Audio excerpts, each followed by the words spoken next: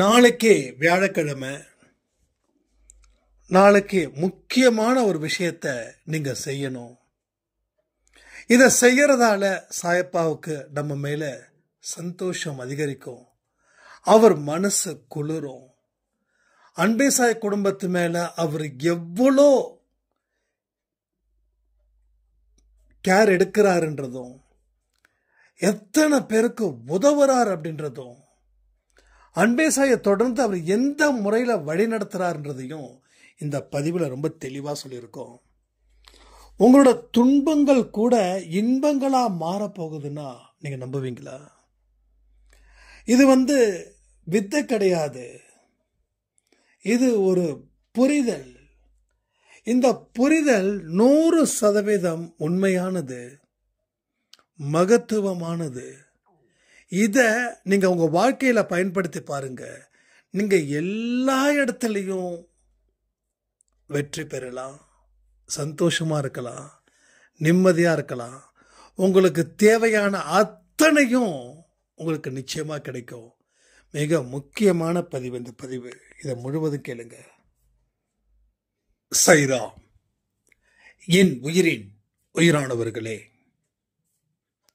கஷ்டங்கள் என்னைக்குமே நிரந்தரம் இல்லை, சந்தோஷம் அதுவும் நிரந்தரமே இல்லை. நீங்க கஷ்டத்தை தனியா சந்தோஷத்தை தனியா தயவு செய்து பிரிச்சு பார்க்காதீங்க. நம்ம வாழ்க்கையில ஒவ்வொரு நாளும் ஒவ்வொரு விதமான சம்பவங்கள் நம்ம செயல்கள் மூலமா தான் நடக்குது. நம்ம செயல்களை கொஞ்சம் கவனத்தோட செய்ய ஆரம்பிச்சிட்டா எதனாலையும் எந்த விதமான பாதிப்பும் உங்களை சேராது. நம்ம கவனமும் நம்ம எண்ணங்களும் நம்ம செயல்களும் தான் மிக மிக முக்கியமான ஒரு விஷயமா இங்க இருக்குது. கடவுள் உங்களுக்கு கோடிகள் அள்ளி வீசுவார். ஏன்னா அவர் வள்ளல். அவர் கஞ்ச பிரபு கிடையாது, வள்ளல். ஒன்னு கொடுப்பாரு, இல்லைன்னா கொடுக்க மாட்டாரு. நமக்கு கொடுக்கிறாரா கொடுக்கலையா அப்படின்றத நம்மளுடைய செயல்கள் மூலமா, நம்மளோட மன தூய்மை மூலமா நாம அதை தெரிஞ்சுக்கலாம். அப்போ வெற்றியும் தோல்வியும் சரி சமமான நிலையில நீங்க இருக்க ஆரம்பிச்சிட்டா உங்களோட வாழ்க்கையில புது வசந்தம் வீசும், புது தென்றல் வீசும், புது நம்பிக்கை பிறக்கும். உங்க மேல உங்களுக்கே மதிப்பும் அன்பும் கூடும். இன்னைக்கு பல பேர்கிட்ட போயிட்டு உங்க வாழ்க்கை எப்படி இருக்குதுன்னு சொல்லி கேட்டா அவங்க சொல்லக்கூடிய பதில், ஏன் இன்னமும் வாழ்ந்துட்டு இருக்கன்னு தெரியல. எல்லாருக்கும் என்னென்னமோ சீக்கிரமா வேலை முடிஞ்சு மேலே போறாங்க, ஆனா எனக்கோ அதுக்கு உண்டான நாளை தான் நான் அவளை எதிர்பார்த்துட்டு இருக்கேன். ஏன்னா அவ்வளோ கஷ்டப்பட்டு நான் வாழ்ந்துகிட்டு இருக்கேன் அப்படின்னு அவ்வளோ சலிப்புத்தன்மையோட இங்க பேசக்கூடிய மக்கள் ரொம்ப அதிகம். ஒரு வாழ்க்கையில இவ்வளோ பெரிய சலிப்பு ஏன் வந்துச்சு? இவ்வளோ பெரிய துன்பம் ஏன் துரத்துது? ஒரு நாய் நம்மளை துரத்துனா கூட ஒரு எல்லை வரைக்கும் தான் துரத்தும். ஆனா இந்த துன்பம் எல்லையே இல்லாம துரத்திக்கிட்டே இருக்குது. அப்ப எல்லையே இல்லாம துரத்துற அளவுக்கு நம்ம துன்பம் தரக்கூடிய அத்தனை விஷயத்தையும் தொடர்ந்து செஞ்சுக்கிட்டே இருக்குமே. அதை நிறுத்தினாதானே துன்பம் நிற்கும். அதை நிறுத்தலைன்னா துன்பம் எப்படி நிற்கும்? வாழ்க்கையில துன்பத்தை பார்த்தோம், தோல்வியை பார்த்தோம், பயப்படுறோம் அப்படின்னா அந்த துன்பமும் தோல்வியும் வரக்கூடாதுன்ற எண்ணம் உங்களுக்கு அதற்கு தகுந்த மாதிரி உங்க மனநிலையை மாத்தினா நம்ம ஜெயிச்சுக்கலாம். அப்படி ஜெயிக்கும் போது வரக்கூடிய துன்பம் கூட உங்க வாழ்க்கையில எதுவும் உங்களுக்கு செய்யாது. நான் சாயப்பாவுக்கு முன் சாயப்பாவுக்கு பின் அப்படின்னு வச்சுக்கலாம். சாயப்பாவுக்கு முன் துன்பம் துரத்துச்சு, சாயப்பாவுக்கு பின் துன்பம் என்ன துரத்துல. ஸோ துன்பம் வந்தா கூட அதனால எனக்கு எந்த பாதிப்பும் இல்லை. இப்ப சாயப்பாவுக்கு முன்னாடி துன்பம் வந்துச்சுன்னா பெரிய அளவில் நான் பாதிக்கப்பட்டேன். ஏன்னா இன்னைக்கு நம்மளுடைய எண்ணம், நம்ம சொல்லு, நம்ம செயல் எல்லாமே சாயப்பாவுக்கு பிடிச்ச மாதிரி மாறினதால அப்ப அது மூலமா வரக்கூடிய துன்பத்துக்கு அவர் பொறுப்பு, அது மூலமா வரக்கூடிய சந்தோஷத்துக்கும் அவர் பொறுப்பு. ஸோ என்கிட்ட ஒண்ணுமே இல்லை. ஸோ இந்த நிலை உங்களுக்கு இருந்துடுச்சுன்னா நீங்க துன்பத்தை பத்தியோ தோல்வியை பத்தியோ இப்போ வரைக்கும் நீங்க கவலைப்பட மாட்டீங்க. ஆனா அந்த நிலை வரணும். ஒன்ஸ் ஒரு விஷயத்தை நாம எக்ஸ்பீரியன்ஸ் பண்ணிட்டோம் அப்படின்னா அதை நம்ம விட மாட்டோம். அப்ப எக்ஸ்பீரியன்ஸ் பண்ற அளவுக்கு அந்த இடத்துல நீங்க கொஞ்சம் நாள் நிக்கணும்.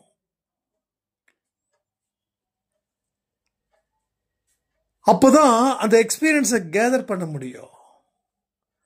அதை விட்டுட்டு நீங்களே ஒரு டைமை கொடுக்க கூடாது. இந்த டைம்குள்ள நடக்கணும், இந்த டைம்குள்ள நான் சக்சஸ் ஆகணும், இந்த டைம்குள்ள என் பிரச்சனை தீரணும் அப்படின்னு நீங்க ஃபிக்ஸ் பண்ண ஆரம்பிச்சிட்டா அது உங்களுக்கு மறுபடியும் மறுபடியும் பிரச்சனையில நிற்கும்.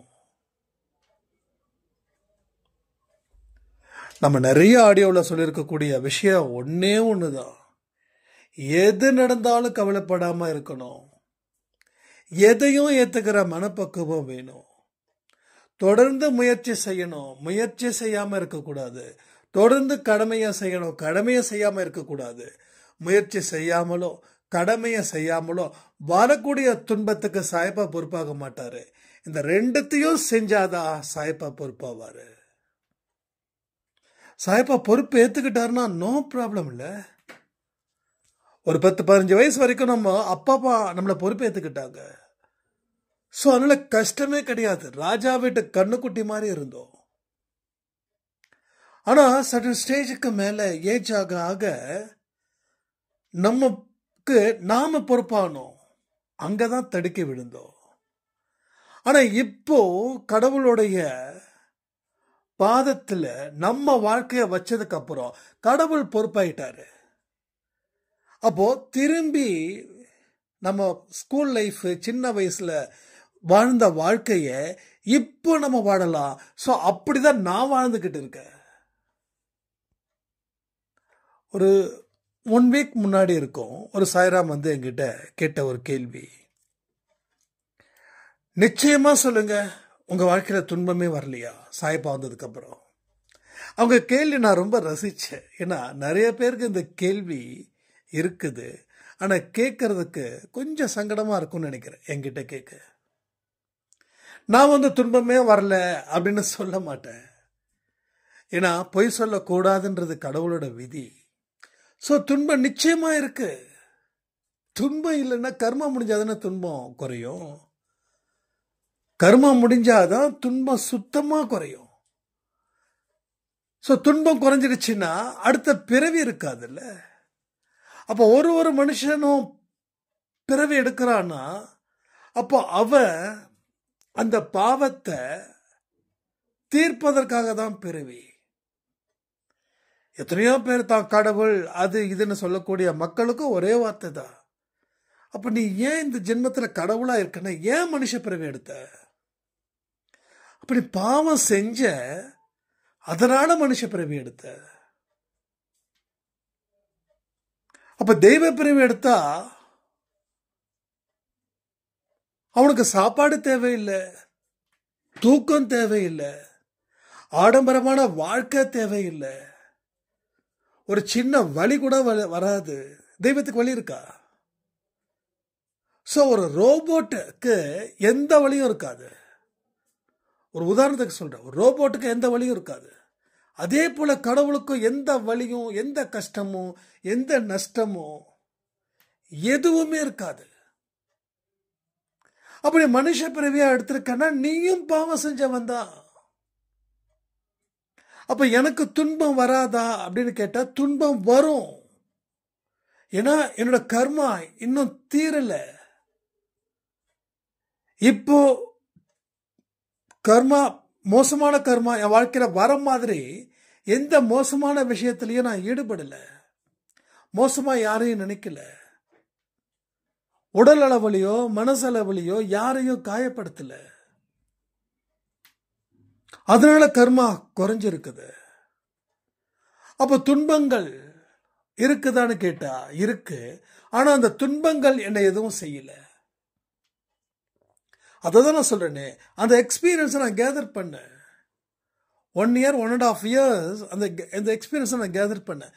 அந்த எக்ஸ்பீரியன்ஸை கேதர் பண்ணி அது மூலமா ஒரு படிப்பை சாய்பானுக்கு கொடுத்து அது மூலமா என் வாழ்க்கையை மாற்றி அந்த அனுபவமும் அந்த அற்புதங்களும் உங்ககிட்ட நான் பேசிட்டு இருக்கேன் இப்போ. அவ்வளோதான்.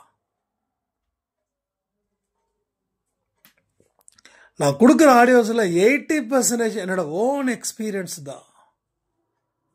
ஒவ்வொரு நாளும் நான் கற்றுக்கிட்டு இருக்கேன். நான் கூட நினச்சேன் 2 வருஷத்தில் முடிஞ்சிடும், அடுத்தது சாய்ப்பா நமக்கு அடுத்தது என்ன பண்ண போகிறாருன்னு.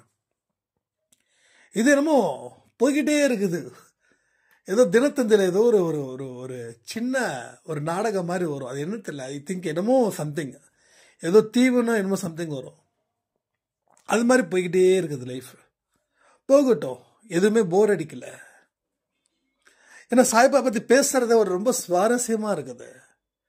ஒரு நாள் உங்கள் மூலமாக நான் சாய்ப்பா சாய்ப்பா சாய்ப்பான்னு எத்தனை சாய்ப்பாவை நான் சொல்கிறேன்.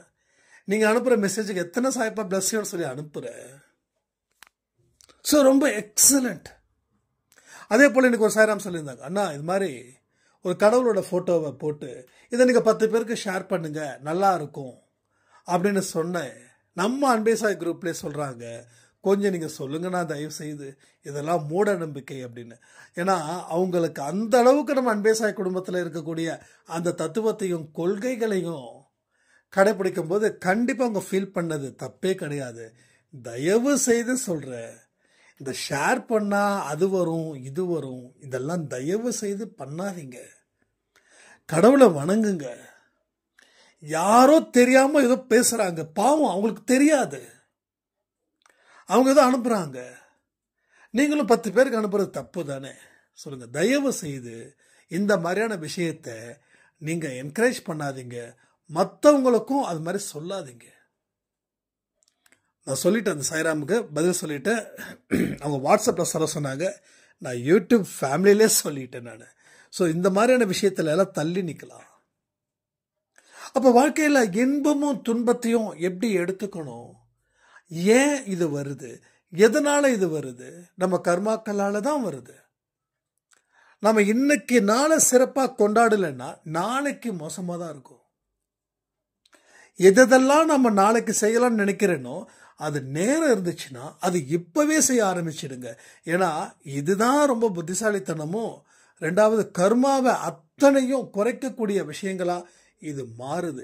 செயல்படும் தன்மை ஒரு மனுஷனுக்கு எந்த அளவுக்கு இருக்குதோ அந்த அளவுக்கு அவன் வாழ்க்கையில உயர்ந்த நிலையை அடைவான். செயல்படணும். இங்க செயல் செயல் செயலை பத்தி தான் பேசுறோம். ஒரு ஆடியோவை கேட்டுட்டு சும்மா அமைதியா இருக்கிறதுக்காக ஆடியோ சத்தியமா கொடுக்கல. ஆடியோவை கேட்டு அதன்படி அடுத்த நிமிஷமே நீங்க புயலா மாறணும். ஏன்னா எல்லாமே எண்ணங்கள் சம்பந்தப்பட்டதும் மனசு சம்பந்தப்பட்டதும் செயல் சம்பந்தப்பட்டதும் தான் நம்ம அன்பே சாய் ஆடியோவில் நிறைய இருக்கும். வியூஸ் அதிகம் போகணுன்றதுக்காக அதை பண்ணு இதை பண்ணுன்னு சொல்றதுக்கு நம்ம வரல. எனக்கு வியூஸ் போகணுன்ற அவசியமும் இல்லை. சாய்ப்பா யாருக்கு இதை கொண்டு போய் சேர்க்கணும்னு சொல்லி விருப்பப்படுறாரோ அவங்களுக்கு கொண்டு போய் சேர்த்தா மட்டும் போதும். அது ஒருத்தவங்களா இருந்தாலும் எனக்கு சந்தோஷம்தான், இல்லை 1000 பேர் பார்த்தாலும் சந்தோஷம்தான், இல்லை 1 lakh பார்த்தாலும் சந்தோஷம்தான், இல்லை 1 million பார்த்தாலும் சந்தோஷம்தான். அந்த 1 வியூஸ் போனாலும் அது என்ன சந்தோஷமோ அதே தான் அந்த 1 million போனாலும். இதை பற்றிலாம் நான் யோசிக்கிறதே கிடையாது. ஏன்னா எனக்கு ஒரே விஷயம், சாயப்பா பற்றி பேசணும், சாயப்பா பற்றி பேசணும், சாயப்பா பற்றி பேசணும். நம்ம வாழ்க்கை மாறணும். இந்த அன்பே சாய் குடும்பன்றதுல எல்லாரும் உண்மையான உயர்ந்த பண்புகளோட இருக்கக்கூடிய மனுஷங்களா மாறணும். இவ்வளோதான் என்னோட லாஜிக். இதை தாண்டி நான் எதையும் பெருசா யோசிக்கல. பல விஷயங்கள் இனி நமக்கு துன்பங்கள் எல்லாம் இன்பங்களா மாறப்போகுது. எத்தனை பேருக்கு அந்த மாதிரி மாத்தணும்? துன்பங்கள் எல்லாம் இன்பமா மாறும், தோல்விகள் எல்லாம் வெற்றியா மாறும், அவமானம் எல்லாம் வெகுமானமா மாறும். ஒரு சாய்ராம் சொல்லியிருந்தாங்க, அண்ணா டிஷர்ட் ரொம்ப சூப்பரா இருக்கு, ரொம்ப அருமையா இருக்குது. நம்ம அன்பே சாயில ஒவ்வொரு வாரமும் அந்த டிஷர்ட்டை கொஞ்சம் போட சொல்லுங்கண்ணா. அது இன்னும் எல்லாருக்குமே ஒரு நம்பிக்கையும் ஒரு ஆனந்தமும் கிடைக்கும் அப்படின்னாங்க. ஸோ நாம கண்டிப்பா அதை ப்ரொசீஜர் பண்ண போறோம். பாருங்க, இது யாருக்கும் ஃபோர்ஸ் பண்ணல, கம்பல் பண்ணி நீங்க டிஷர்ட் தேர்ஸ்டே நீங்க போடணும்னு நம்ம என்னைக்குமே எப்பயுமே சொல்ல மாட்டோம். அதுக்காக போடாதவங்க, டிஷர்ட் போடாதவங்க எல்லாம் நமக்கு பலன் கிடைக்காதா அப்படிலாம் சத்தியமே கிடையாது. ஏன்னா நம்ம மூட நம்பிக்கைக்கு எதிரானவர்கள். எதுக்கு அந்த டிஷர்ட்னா, நமக்கு அந்த டேவில் அந்த டிஷர்ட்டை நம்ம போடும்போது நமக்குள்ள ஒரு கான்ஃபிடென்ட், இது என் குடும்பம், என் அன்பே சாய் குடும்பம் அப்படின்னு நமக்குள்ள ஒரு நம்பிக்கை ஏதோ ஒரு முறையில் அவர் இது பண்ணுவார். அதே போல் போன வாரமும் ஒரு சாய்ராம் சொன்னாங்க, ஆனால் அந்த டிஷர்ட்டை போட்டால் அந்த டே ஃபுல்லாக எனக்கு என்னமோ ஒரு செலிப்ரேஷன் மைண்டில் நான் இருந்தேன். எல்லாரும் கேட்டாங்க, என்ன ரொம்ப சுறுசுறுப்பாக இருக்கும், பிரச்சனைலாம் தீந்துருச்சா அப்படின்னு, ரொம்ப ஹாப்பியாக இருக்குதுண்ணா அப்படின்னு. ஸோ அதனால் எத்தனை பேருக்கு டிஷர்ட்டு வந்திருக்குதோ அத்தனை பேரும் நாளைக்கு முடிஞ்சால் டிஷர்ட் போட்டுக்கோங்க. அந்த டிஷர்ட்டை போட்டு யாருக்காவது ஒருத்தவங்களுக்கு சாப்பாடு எதோ டொனேட் பண்ண முடியுமான்னு கொஞ்சம் பாருங்கள். ஏதாவது ஒன்று ஸ்பெஷலாக பண்ணுங்க நாளைக்கு, ஏதாவது ஒன்று என்ன முடியுமோ. அட்லீஸ்ட் யாருக்கும் டொனேட் பண்ண முடியலனாலும் பக்கத்து வீட்டுக்காரவங்களுக்கோ எதிர் வீட்டுக்காரவங்களுக்கோ ஏதாவது ஒன்று ஸ்பெஷலாக செஞ்சு கொடுங்க. தேர்ஸ்டே இல்லை நாளைக்கு. நம்ம ராமநவமி மாதிரி 10 பேருக்கு செஞ்சு கொடுக்க சொல்லலை. ஏதாவது ஒன்று ஸ்பெஷலாக, ஒரு தக்காளி சோறோ இல்லை தயிர் சோறோ இல்லை லெமன் சோறோ இல்லை ஏதாவது ஒரு ஸ்வீட்டோ செஞ்சு கொடுங்க. வியாழக்கிழமை படைச்சோம் அப்படின்னு சொல்லுங்க. ஏன்னா இதெல்லாம் என்ன ஆகுதுன்னா, சாய்பாவுக்கு ஒரு பெரிய ஒரு சந்தோஷத்தை கொடுக்கும். என் குழந்தைங்க பாருன்னு. ஏன்னா இப்பயும் நான் சொல்றேனே, அன்பே சாய் குடும்பத்தை அவர் தனியா கேர் எடுக்கிறாரு. ஏன்னா இங்க எல்லாருமே செயல்படக்கூடிய வீரர்களா இருக்கும். ஒரு அம்மா சொன்னாங்க, ஐ திங்க் 60 இயர்ஸ் இருக்கும் அவங்களுக்கு, என்னால எதுவுமே முடியாதுன்னு நான் ரொம்ப முடங்கி போயிட்டேன். ஆனா இப்போ என்னால இந்த அளவுக்கு ஆரோக்கியமாகவும் இருக்க முடியுது. ரெண்டாவது, இன்னும் ஹெல்ப் பண்ணணுன்ற தாட் எனக்கு வருது. நிறைய பேருக்கு கடவுளை பத்தி நான் பேசுறேன். நிறைய பேர் என் வீட்டுக்கு தேடி என்னை எனக்காக நீங்க ப்ரே பண்ணுங்க சாயப்பா கிட்ட அப்படின்னு சொல்றாங்க. அவ்வளோ சந்தோஷமா இருக்கு. நம்ம அன்பே சாயில என்னமோ ஒரு சக்தி இருக்குப்பா அப்படின்னாங்க. 100% இட்ஸ் அ ட்ரூ. அன்பே சாய் குடும்பத்தில் இருக்கிறவங்க என்ன சொன்னாலும் அது சாயப்பாவோட வேத வாக்குன்றது இதன் மூலமா நம்ம தெரிஞ்சுக்கலாம். அதனாலதான் சொல்றேன், ஒவ்வொரு வாரமும் வியாழக்கிழமை சாயப்பாவோட டிஷர்ட் தயவு செய்து போட்டுக்கோங்க. மோஸ்ட்லி நீங்கள் வீட்டில் தான் இருப்பீங்க இல்லையா, வீட்டில் போட்டுக்கோங்க, தப்பு இல்லைல்ல, வீட்டில் போட்டுக்கலாம். இல்லைப்பா எனக்கு கொஞ்சம் ரொம்ப நல்லா டிஷர்ட்லாம் போட மாட்டேன் அப்படின்னா ஓகே, நோ ப்ராப்ளம். வேற உங்கள் வீட்டில் வந்து யாராவது இருந்தாங்கன்னா அந்த அன்னைக்கு தம்பி கொஞ்சம் வேலைக்கு உங்கள் பசங்களே இருந்தால் கூட சரி கொஞ்சம் போட்டுக்கோப்பா அப்படின்ற மாதிரி சொல்லுங்கள். அதுவும் இல்லை நல்லா போட்டுக்க முடியாத பரவாயில்ல, நோ ப்ராப்ளம். இப்போ மறுபடியும் சொல்கிறேன், இதெல்லாம் இந்த டிஷர்ட்லாம் போட்டுக்கிட்டாதான் கடவுளோட ஆசீர்வாதம் வரும்னு நான் சொன்னால் என்னை விட உலகத்தில் முட்டாள் யாருமே இருக்க மாட்டான். நம்ம என்னன்னா ஒரே மனமாக இருக்கும், ஒரே குணமாக இருக்கும், ஒரே மனசு, ஒரே பலம், நம்ம போய் சேர வேண்டிய இடமும் ஒரே இடம். ஸோ இதை எல்லாமே இங்கே ரொம்ப சிறப்பாக ரொம்ப பர்ஃபெக்டாக இங்கே நடந்துக்கிட்டு இருக்குது. ஸோ கிட்டத்தட்ட 200 டிஷர்ட் வந்து கொரியர் போயிடுச்சு. அதில் வந்து 180 பேர் 160 பேர் 160 பேருக்கு டிஷர்ட் போய் சேர்ந்துருச்சு. இன்னும் 40 பேருக்கு டிஷர்ட் போகலை. அதனால் யாராருக்கு வந்து டிஷர்ட் போகலைன்னு எனக்கு சொல்லுங்கள். நான் வந்து ஒரு வேளை வந்து கொரியரில் மறுபடியும் கேட்டு ஏதாவது ப்ராப்ளமானதை நான் பார்த்துக்கிறேன். ஏன்னா அது மேன் பவர் தனியாக ஒருத்தவங்க இருந்தாங்கன்னா கரெக்டாக இருக்கும். இது என்னென்னா போன தடவை அனுப்பின டிஷர்ட்டில் வந்து சின்ன சின்ன கம்ப்ளைண்ட்ஸ் இருந்ததால் அதை திருப்பி இது பண்ணிவிட்டு புதுசாக இப்போ எல்லாத்துக்கும் அனுப்பிட்டுருக்கோம். ஸோ அதனால் வந்து 200 டிஷர்ட் அனுப்பியிருக்கோம் கொரியரில். அதில் 160 போய் சேர்ந்துருக்குது, இன்னும் 40 போல். ஸோ மொத்தமாக நம்ம 200 பேர்கிட்ட கேஷ் வாங்கணும். அந்த 200 பேருக்கும் ஆல்ரெடி புக் பண்ணியாச்சு. இப்போ யாருக்காவது போகலைன்னா வரலன்னா மறுபடியும் ஒரு விஷயம் பண்ணுங்கள், ஸ்க்ரீன்ஷாட் பண்ணுங்கள் அந்த பேமெண்ட் மோடை. உங்கள் அட்ரஸை தயவு செய்து கிளியராக எழுதுங்க, என்ன சைஸுன்றதையும் எழுதுங்க. ஓகேவா? இந்த 40 பேருக்கு போய் சேர்ந்துடும். பட் வரலன்னா எனக்கு கொஞ்சம் ரிப்போர்ட் பண்ணுங்கள். இன்னும் யாருக்காவது அனுப்பலை அப்படின்னா எதுக்கு நீங்கள் ஒரு தடவை அனுப்பிடுங்க. நான் உங்களுக்கு அனுப்பியிருக்கேனா இல்லையான்றதை அந்த கொரியர் ரிசிப்டை பார்த்து உங்களுக்கு நாளைக்கு ஈவினிங்குள்ளே நான் கன்ஃபார்ம் பண்ணிடுறேன். ஏன்னா ஒவ்வொருத்தவங்களுக்கும் போய் சேரணும், அவ்வளோதான் என்னோட ஆசை. அதே மாதிரி ஸ்ரீலங்காவில் இருக்கிற ஒரு 7-8 பேருக்கு இன்னும் டிஷர்ட் அனுப்பலை.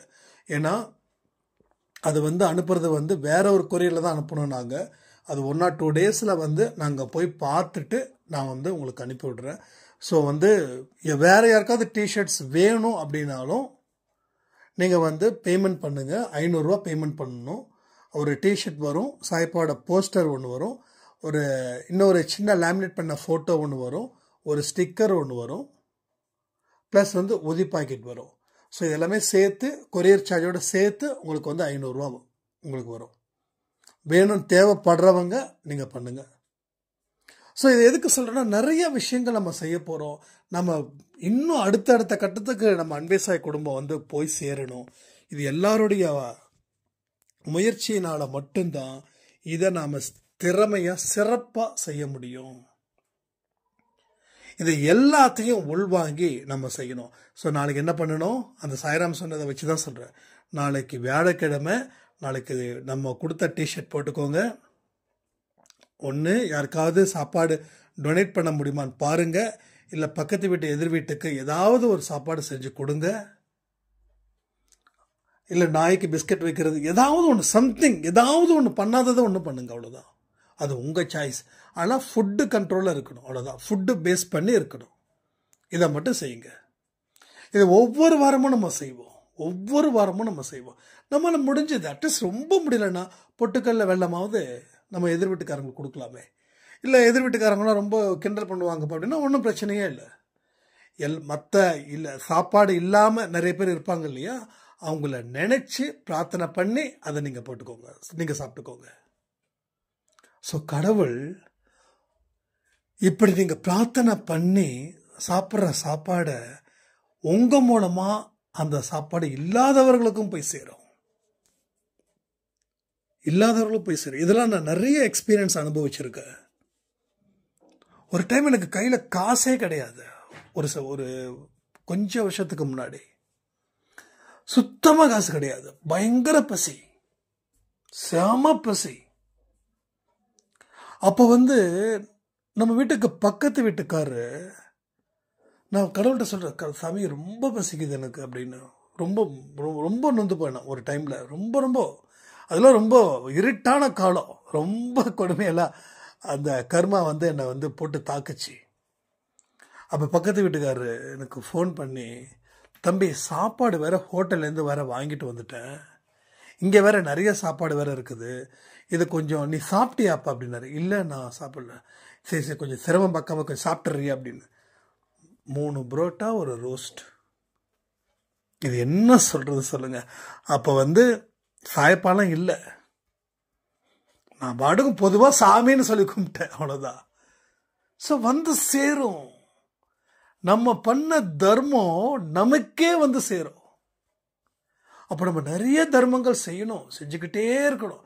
செய்ய செய்ய செய்ய செய்ய உங்கள் வாழ்க்கையில் இல்லை அப்படின்ற ஒரு விஷயமே உங்களுக்கு என்றைக்குமே வராது. அந்த அளவுக்கு சிறப்பான ஒரு இடம் உங்களுக்கு நிச்சயமாக 100% அது உங்களுக்கு கிடைக்கும். அதனால் எதை பற்றியும் எதற்காகவும் கவலைப்படாமல் சந்தோஷமாக வாழுங்க.